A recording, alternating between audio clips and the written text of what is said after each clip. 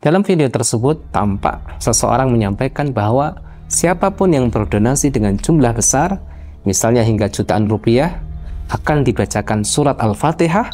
Setelah videonya viral, beliau pun klarifikasi dan menjelaskan bahwa kalau itu sebenarnya hanya candaan, karena tidak semua candaan itu aman untuk agama. Apalagi kalau yang dijadikan candaan adalah doa, sesuatu yang begitu mulia dan suci dalam pandangan Islam. Doa itu ibadah, bukan jasa. Doa bukan sesuatu yang bisa diperjualbelikan. Ibadah seperti doa itu tidak boleh dijadikan komoditas. Doa adalah penghambaan, bukan dagangan. Mengapa imam dan muadzin boleh digaji? Jawabannya, bukankah ruqyah boleh diupah? Padahal itu juga berdoa. Ibadah adalah kehormatan, bukan mata pencaharian. Karena doa yang tulus lebih bernilai di sisi Allah daripada doa yang dibayar mahal oleh manusia.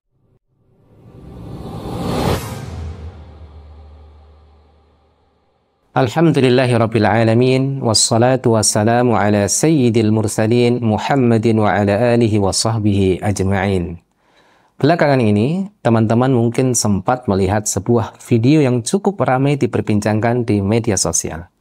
Dalam video tersebut, tampak seseorang menyampaikan bahwa siapapun yang berdonasi dengan jumlah besar, misalnya hingga jutaan rupiah, akan dibacakan surat Al-Fatihah, diaminkan oleh ratusan orang, bahkan orang tuanya pun akan turut didoakan.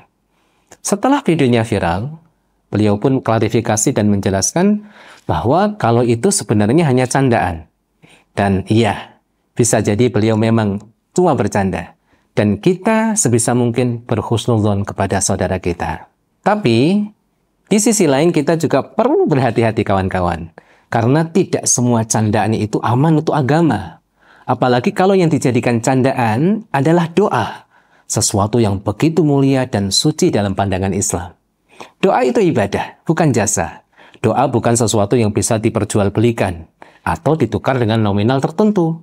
Ia adalah bentuk penghambaan saat hati seorang hamba benar-benar tunduk dan berharap hanya kepada Allah. Disclaimer dulu ya, video ini bukan untuk merendahkan siapapun, tapi sebagai pengingat bagi saya pribadi dan seluruh kaum muslimin.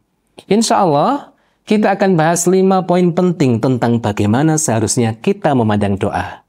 Bukan sebagai komoditas, tapi sebagai ibadah yang suci dan harus dijaga kemurniannya. Pertama kawan-kawan, ibadah itu harus murni karena Allah. Saudaraku, ibadah adalah hubungan hati kita dengan Allah. Kalau hubungan itu kita ubah jadi transaksi duniawi, nilainya akan hilang. Para ulama menyebut ibadah seperti sholat, puasa, zikir, dan doa itu sebagai ibadah mahdhah, yaitu ibadah murni yang semata-mata untuk mendekatkan diri kepada Allah. Al-Imam Al-Qarafi rahimahullah ta'ala berkata, Al-ibadatul mahdhatu hiya allati la yuqsadu biha illa at-taqarruba ila Allah ta'ala. Kas-salati was-shaumi wad-du'ai waz-zikri. Ibadah mahdhah atau murni adalah amalan yang tidak dimaksudkan kecuali hanya untuk mendekatkan diri kepada Allah, seperti salat, puasa, doa, atau zikir. Artinya, ibadah seperti doa itu tidak boleh dijadikan komoditas. Doa adalah penghambaan, bukan dagangan. Kedua kawan-kawan, ulama melarang mengambil upah dari doa. Al-Imam Ibnu Qudamah rahimahullah ta'ala berkata dalam kitabnya Al-Mughni, "Wa man 'amila 'amalan yutaqarrabu bihi ila Allah ta'ala lam yajuz ay ya'khudha 'alaihi ajran kas-salati was-shaumi wad-du'a." Barang siapa melakukan amal untuk mendekatkan diri kepada Allah, maka tidak boleh mengambil upah darinya, seperti amal berupa salat, puasa, dan doa. Maka di sini sangat jelas sekali, menetapkan tarif untuk mendoakan orang lain, termasuk menjual ibadah yang seharusnya ikhlas karena Allah. Namun di sini kawan-kawan, para ulama juga memberikan rincian yang sangat indah dan bijak sekali. Misalnya, kalau seseorang tidak meminta bayaran, tapi orang yang didoakan memberi hadiah secara sukarela sebagai tanda terima kasih, maka hal itu boleh diterima. Sebagaimana hal ini dijelaskan oleh Al-Imam Al-Baijuri dalam Hasyiahnya, Hasyiah Ibnul Qasim. Beliau mengatakan, "Walau tu'iya lahu fadafa'alahu syai'an min ghairi syartin jaza, li'annahu laisa ujratan 'ala al-ibadah, bal huwa 'ala jihatil ikrami wasyukur." Apabila seseorang didoakan, lalu ia memberikan sesuatu tanpa adanya syarat sebelumnya, maka hal itu boleh. Sebab pemberian tersebut bukan upah atas ibadah, melainkan bentuk penghormatan dan rasa terima kasih. Inilah keseimbangan para ulama. Mereka melarang menjual doa dalam satu sisi, namun sisi lain tetap menghargai adab di dalam memberi dan menerima hadiah yang tulus. Kemudian yang ketiga kawan-kawan, mengapa imam dan muadzin boleh digaji? Mungkin sebagian orang bertanya, kalau begitu, kenapa imam masjid atau muadzin diberi gaji? Jawabannya, gaji mereka bukan bayaran atas ibadah yang ia lakukan, tetapi kompensasi atas waktu dan tanggung jawab mereka dalam menjaga kemaslahatan umat. Al-Imam Ibnu Hajar Al-Haytami menjelaskan dalam kitabnya, yaitu Tuhfatul Muhtaj, yajuzu akhdhu ratibi 'ala al-imamati wal adhan, li'annaha min babil ja'li 'ala maslahatil muslimin la 'ala al-ibadati nafsiha. Boleh mengambil gaji atas jabatan imam dan muadzin karena itu termasuk kompensasi atas kemaslahatan kaum muslimin, bukan atas ibadah itu sendiri. Jadi kawan-kawan harus bedakan antara gaji karena tanggung jawab dan jual beli ibadah. Dua hal ini sangat berbeda sekali. Kemudian yang keempat kawan-kawan, bedanya ruqyah dengan doa biasa.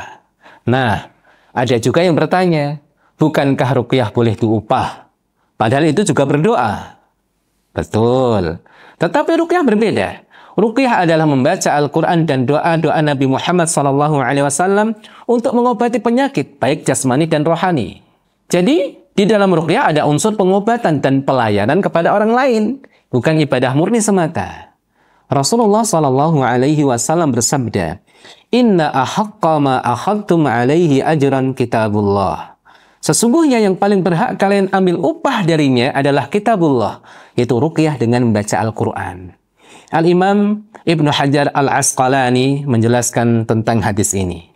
Wa amal du'aul mujarradu fala yadkhulu fi hadzal hadits li'annahu ibadatun mahdhatun la yuqabiluha al-ajr. Adapun doa murni tidak termasuk dalam hadis ruqyah ini, kata beliau. Karena doa adalah ibadah murni yang tidak sepadan dengan upah. Kemudian Al-Imam Asyuti menegaskan, yajuzu akhdul ujrati 'ala ruqyah li'annaha laysat ibadatan mahdhatan bal fiha naf'un dunyawiyyun dhahir. Boleh mengambil upah atas ruqyah karena ia bukan ibadah murni, tetapi memiliki manfaat duniawi yang nyata. Jadi, ruqyah boleh diupah karena ada unsur pengobatan, bukan karena doanya dijual.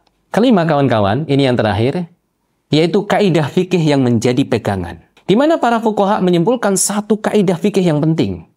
Mereka mengatakan, al-ujratu la tastami'u ma'al ibadatil mahdhah, walakin tastami'u ma'a ma fihi naf'un dunyawiyyun aw maslahatun 'amah. Upah tidak bisa bersatu dengan ibadah murni, tetapi boleh bersatu dengan amalan yang memiliki manfaat duniawi atau kemaslahatan umum. Maka, doa untuk orang lain tidak boleh dijadikan sumber penghasilan, karena tidak ada manfaat dunia selain ibadah itu sendiri. Saudaraku, kawan-kawanku yang dirahmati Allah, ibadah adalah kehormatan, bukan mata pencaharian. Doa adalah wujud cinta kita kepada sesama, bukan alat mencari keuntungan. Kalau kita mendoakan orang lain, lakukanlah dengan ikhlas. Karena Allah yang maha mendengar akan mengabulkan doa itu. Insya Allah kita yakin. Bahkan memberi kita balasan yang sama. Rasulullah SAW bersabda, Man da'a li akhihi bi dhuhril ghaib, qala al-malak walaka bimislin. Barang siapa mendoakan saudaranya tanpa sepengetahuannya, maka malaikat akan berkata, dan engkau pun akan mendapatkan hal yang sama. Maka kawan-kawan, janganlah doa dijual, karena doa yang tulus lebih bernilai di sisi Allah daripada doa yang dibayar mahal oleh manusia. Wallahu a'lam bishawab, wa sallallahu ala nabiyyina Muhammadin wa ala alihi wa sahbihi wa sallam.